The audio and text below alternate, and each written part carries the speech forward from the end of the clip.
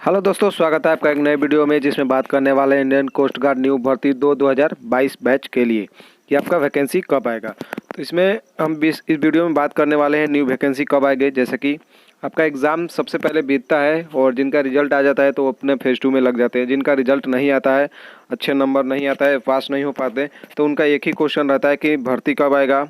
दूसरा क्वेश्चन क्या रहता है, एज लिमिट क्या रहेगा। तीसरा क्वेश्चन नोटिफिकेशन कब तक आउट हो जाएगा मतलब। चौथा क्वेश्चन रहता है कि एजुकेशन क्वालिफिकेशन, जो नए बच्चे होते हैं जिनका जो तो पहले से एग्ज़ाम एक बार दिए हैं उनको पता हो जाता है कि नोटिफिकेशन कब तक आ जाता है, ऐसे मिनिमम पता रहता है। एजुकेशन क्वालिफिकेशन पता रहता है क्योंकि एक बार एग्ज़ाम दे चुके हैं। और एग्ज़ाम कब तक होगा, ये सारे ही सवाल जो नए बच्चे होते हैं उनको डाउट रहता है। तो इस वीडियो में इस सारे ही सवाल के जवाब को आपको मिलने वाले हैं। तो वीडियो को लास्ट तक देखिएगा, थोड़ा सा भी स्किप मत करिएगा ताकि आपसे कोई भी पॉइंट छूटे नहीं तो आप कमेंट बॉक्स में बोलिएगा कि ये आपने पॉइंट नहीं बताया चाहिए क्वेश्चन, तो आप और अदरवाइज इसके रिगार्डिंग अदर कोई भी डाउट हो, जैसे कोस्ट गार्ड के रिगार्डिंग या अदर कोई भी रिगार्डिंग डाउट हो तो आप जरूर आस्क कर लीजिएगा कमेंट बॉक्स में।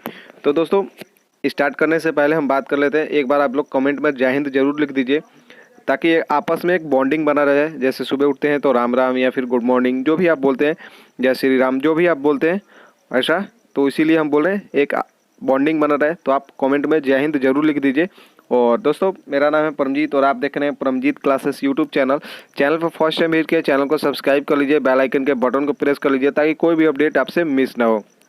छोटी बड़ी अपडेट के लिए टेलीग्राम और व्हाट्सएप का लिंक वीडियो के डिस्क्रिप्शन में है, वहाँ पे जरूर ऐड हो जाएगा क्योंकि कोई भी अपडेट होता है सबसे पहले वहीं पे अपडेट हो जाता है, उसके बाद ही कोई वीडियो को शूट किया जाता है। सो वहाँ पे जरूर आप ऐड हो जाएगा। कोई भी क्वेश्चन के लिए, किसी भर्ती के रिगार्डिंग या फिर medical physical return documents regarding, आप कमेंट बॉक्स में आस्क कर सकते हैं क्वेश्चन, या फिर आप व्हाट्सएप पे मैसेज कर सकते हैं। नंबर हमारा 7563830146। इस पे मैसेज करिए, 100% आपका डाउट क्लियर हो जाएगा। तो अब लेके चलते हैं आपको कुछ प्रूफ वगैरह, जैसे कि ऑफिशियल वेबसाइट पर क्या दिया है वहीं से सारा कुछ इसको डिस्कस करेंगे। नोटिफिकेशन, पिछला नोटिफिकेशन से सारा कुछ डिस्कस करने वाले हैं। तो लेके चलते हैं आपको वेबसाइट पे और वहीं पे डिस्कस कर देते हैं। तो हम आ चुके हैं आईसीजी के ऑफिशियल वेबसाइट पे, कोस्ट गार्ड के ऑफिशियल वेबसाइट पे। आप यहाँ पे चेक कर सकते हैं और यहाँ पे आप देखिएगा तो यहाँ पे जो आपका जो नोटिफिकेशन मतलब कि आपका जो भर्ती आता है कब आता है, दिसंबर में आ जाता है। दिसंबर तक आपका भर्ती आ जाएगा। दिसंबर में आपका नोटिफिकेशन रिलीज कर दिया जाता है और दिसंबर में ही आपका फॉर्म फिलअप मतलब कि, और फॉर्म फिलअप जो होता है लगभग आई थिंक जनवरी के आसपास फर्स्ट वीक में डन कर लिया जाता है। फॉर्म फिलअप वगैरह सारा कुछ डन कर लिया जाता है और फरवरी तक आपका एग्ज़ाम करा लिया जाता है। अगर ज़्यादा इधर उधर होता है तो मार्च के फर्स्ट वीक तक आपका एग्ज़ाम डन कर लिया जाएगा। तो आपका ये तो हो गया 2 क्वेश्चन, इसमें 2 क्वेश्चन हमने डिस्कस कर लिया। एक आपका भर्ती का आएगा तो भर्ती आपका दिसंबर तक आ जाएगा 100%। और दूसरा एग्ज़ाम कब होगा तो यहीं पे हम डिस्कस कर लिए। आपका एग्ज़ाम जो होने वाला है फरवरी या मार्च तक हो जाएगा। फरवरी के लास्ट वीक में होगा या फिर मार्च के फर्स्ट वीक में होगा। तो 2 क्वेश्चन, एक क्वेश्चन जो ये क्लियर हो गया और दूसरा एग्ज़ाम कब होगा ये क्लियर होगा। नोटिफिकेशन आपका, जैसे आप मान लीजिए जनवरी में फॉर्म फिलअप होगा, जनवरी में फॉर्म फिलअप होगा तो आपको मिनिमम फॉर्म फिलअप करने का टाइम मिलता है 15 दिन, 15 से 16 दिन आपको टाइम मिलता है फॉर्म फिलअप करने का। तो 16 दिन से पहले आपका फॉर्म भरने से 5-7 दिन पहले आपका नोटिफिकेशन को रिलीज़ कर दिया जाता है। तो दिसंबर में ही आपका भर्ती आएगा, मतलब कि नोटिफिकेशन आउट कर दिया जाएगा। तो वहीं पे नोटिफिकेशन वगैरह सब कुछ आपको मिल जाएगा और दिसंबर लास्ट से ही आपका फॉर्म फिलअप स्टार्ट हो जाए या फिर जनवरी के फर्स्ट वीक में आपका फॉर्म फिलअप स्टार्ट हो जाएगा। और आपका एग्ज़ाम जो हो जाएगा फरवरी लास्ट वीक में होगा या फिर मार्च के फर्स्ट वीक में आपका एग्ज़ाम डन कर लिया जाएगा। ज़्यादा चांस रहेगा फरवरी के लास्ट वीक में, थोड़ा सा इधर उधर होगा तो मार्च के फर्स्ट वीक में जाएगा आपका एग्ज़ाम। तो ये था एग्ज़ाम का और नोटिफिकेशन का, ये से 2-3 क्वेश्चन यहाँ पे डिस्कस हो गए। तो देखिए आपका वैकेंसी कब आएगा ये क्लियर हो गया, नोटिफिकेशन कब रिलीज़ किया जाएगा ये भी क्लियर हो गया, और आपका जो एग्ज़ाम डन कब होगा ये भी हमने क्लियर कर दिया। तो मतलब क्वेश्चन नंबर 1, क्वेश्चन नंबर 3 और क्वेश्चन नंबर 5, ये 3 क्वेश्चन हमने एक ही कोस्ट गार्ड के ऑफिशियल वेबसाइट पे ही क्लियर कर दिया। अब बात कर लेते हैं एज लिमिट और एजुकेशन क्वालिफिकेशन। तो आपका वो ले चलेंगे पिछले नोटिफिकेशन पे और वहीं पे सारा कुछ पिछला क्या था अब की बार क्या रहने वाला सारा कुछ डिस्कस कर लेते हैं। तो आपको ले चलते हैं नोटिफिकेशन पे और एज लिमिट क्या रहेगा वो भी डिस्कस कर लेते हैं। तो हम आ चुके हैं नोटिफिकेशन बैच जो 1/2022 बैच के लिए नोटिफिकेशन रिलीज़ किया गया था, अब जो बैच आएगा 2022 बैच आएगा, सॉरी 2022 बैच का नोटिफिकेशन रिलीज़ किया जाएगा दिसंबर में। तो ये था, ये पिछला बैच का है, तो इसमें हम आपको दिखा देते हैं। और यहाँ पे आप देख सकते हैं, सबसे पहले हम बात कर लेते हैं एजुकेशन क्वालिफिकेशन का ही, उसके बाद एज लिमिट को भी डिस्कस कर लेंगे। तो जैसे आप यहाँ पे देख सकते हैं नाविक जीडी मतलब कि जनरल ड्यूटी, जनरल ड्यूटी का जो एजुकेशन क्वालिफिकेशन हो रहता है वो क्या रहता है। जीडी के लिए आपको पता है यहाँ पे दिया है 10+2 पास। 10+2 मतलब कि आपका इंटर कंप्लीट होना चाहिए, किसी भी बोर्ड से आप हो, चाहे यूपी से हो, बिहार से हो, किसी भी स्टेट बोर्ड से हो, आपको कंप्लीट होना चाहिए। और उसमें क्या ज़रूरी है, मैथ्स और फिजिक्स, मैथ्स और फिजिक्स 2 सब्जेक्ट आपका ज़रूरी है कि आपका 2 सब्जेक्ट होना चाहिए, मैथ्स होना चाहिए और फिजिक्स होना चाहिए इंटर में। आप किसी भी बोर्ड से हो, इससे कोई मतलब नहीं, परसेंटेज का बाउंड्री नहीं है। और यहीं पे ध्यान दे दीजिए आप लोग, परसेंटेज का कोई रिक्वायरमेंट नहीं है, बस आप पास होने चाहिए, मैथ्स फिजिक्स आपका होना चाहिए। ये नहीं कि इतना नंबर भी इतना मतलब ऐसे दिया जाता है जैसे एयरफोर्स के एग्जाम में दिया जाता है कि 50% आपका मार्क्स होना चाहिए इंग्लिश में, तो ऐसा करके यहाँ पे कुछ बाउंड्री नहीं दिया गया है, एजुकेशन बाउंड्री मतलब कि परसेंटेज बाउंड्री वगैरह कुछ नहीं दिया गया है। और अब बात कर लेते हैं नाविक डीबी मतलब कि डोमेस्टिक ब्रांच, जो कि 10वीं पास पे होता है। तो ये 10वीं पास होना चाहिए किसी भी बोर्ड से हो, और इस पर कोई ये नहीं कि इस सब्जेक्ट वो सब्जेक्ट, कुछ ऐसा कुछ नहीं रिक्वायरमेंट है, बस आपका 10th पास होना चाहिए किसी भी बोर्ड से हो, 10th पास होना चाहिए, 10th पास आप किसी भी बोर्ड से हो डीबी के लिए। और जीडी के लिए 12th पास होना चाहिए मैथ्स फिजिक्स में।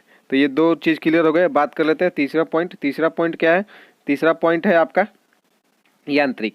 अब बात करते लेते हैं यांत्रिक के बारे में। यांत्रिक का आपका 10th पास होना चाहिए किसी भी बोर्ड से, आप एजुकेशन किसी भी बोर्ड से हो आपका 10th पास हो जाना चाहिए। और आपको डिप्लोमा का सर्टिफिकेट होना चाहिए किसमें, यहाँ पे देख सकते हैं electrical, mechanical, electronics, telecommunication, radio power engineering of duration of 3 या 4 ईयर्स।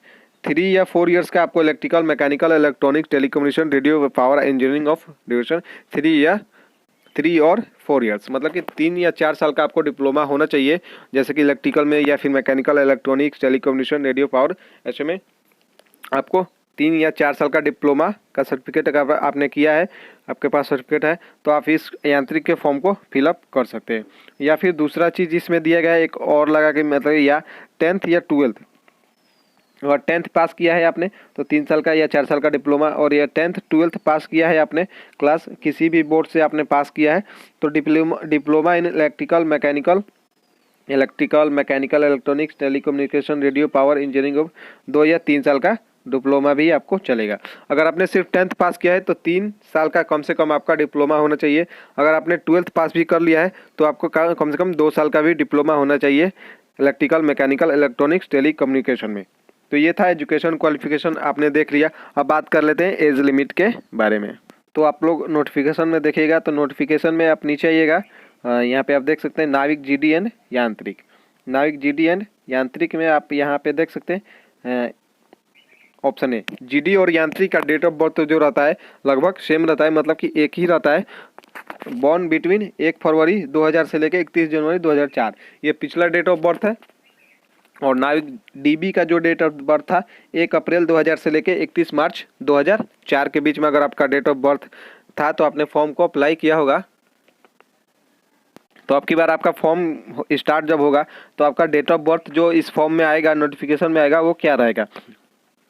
तो आपको इसमें क्या करना है, 6 मंथ का आपको इंक्रीजमेंट कर लेना है मन का, मतलब कि क्या करना है 6 मंथ आपको बढ़ा लेना है, और आपका डेट ऑफ बर्थ वही रहने वाला है। जैसे 1 फरवरी है तो 1 फरवरी 2000 से आपको 6th मंथ, तो फरवरी के बाद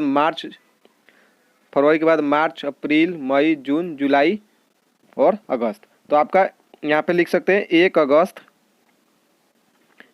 से कितना रहेगा, 1 अगस्त से लेके अब जनवरी है 31 जनवरी, तो 31 जनवरी से आपको 6 मंथ बढ़ा लेना है। 6 मंथ बढ़ाइएगा तो कितना हो जाएगा, फरवरी मार्च अप्रैल मई जून जुलाई, तो आपका कितना हो जाएगा 31 जुलाई हो जाएगा, 31 जुलाई 2004। तो आपका यही डेट ऑफ बर्थ रहने वाला है जीडी और यांत्रिका। फिर से आप लोग नोट कर सकते हैं या फिर स्क्रीनशॉट भी ले सकते हैं। कितना हो जाएगा 1 अगस्त 2000 से लेके 1 अगस्त 2000 से लेके 31 जुलाई 2004 के बीच में अगर आपका डेट ऑफ बर्थ है तो आप फॉर्म को, अगले वाले फॉर्म को भर सकते हैं। ये सिर्फ जीडी और यांत्रिक है। अब बात कर लेते हैं 10th पास पे, जो कि डीबी पे है। डीबी का डोमेस्टिक ब्रांच जो कि 10th पास होता है। इसका डेट ऑफ बर्थ पिछले बार था, मतलब कि जो अभी बीता है उसका नोटिफिकेशन आई है, तो उसमें डेट ऑफ बर्थ था 1 अप्रैल 2000 से लेके 31 मार्च 2004 के बीच में अगर आपका डेट ऑफ बर्थ था तो आप फॉर्म के लिए एलिजिबल थे। अब इसमें बात करेंगे आखिर का डेट ऑफ बर्थ क्या रहेगा।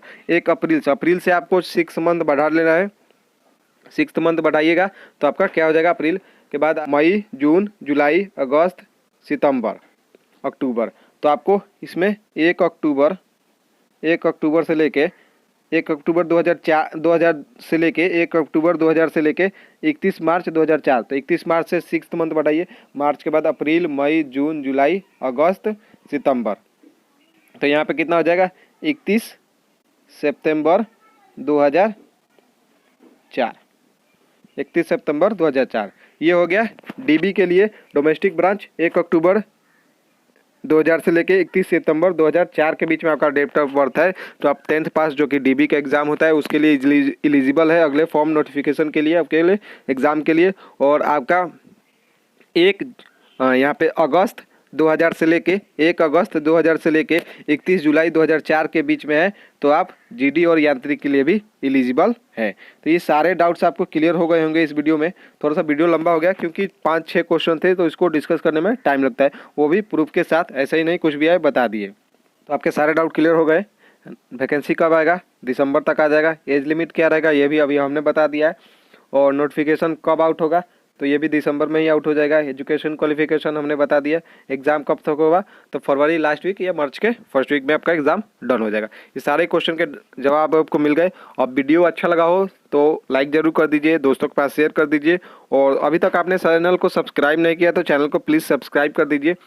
तो चलो दोस्तों, इतना ही बताना था। अच्छा लगा हो तो शेयर कर दीजिए, लाइक कर दीजिए, कमेंट करके ज़रूर बताइएगा अगर कोई पॉइंट छूट गया हो तो। और कोई भी क्वेश्चन हो, कोई भी डाउट हो तो आप कमेंट बॉक्स से लिख सकते हैं या फिर आप मैसेज कर सकते हैं व्हाट्सएप नंबर पे। वहाँ पे हम आपको कॉल बैक भी कर लेते हैं, सारा कुछ डिस्कस कर लेंगे। चलो दोस्तों, जय हिंद, जय भारत।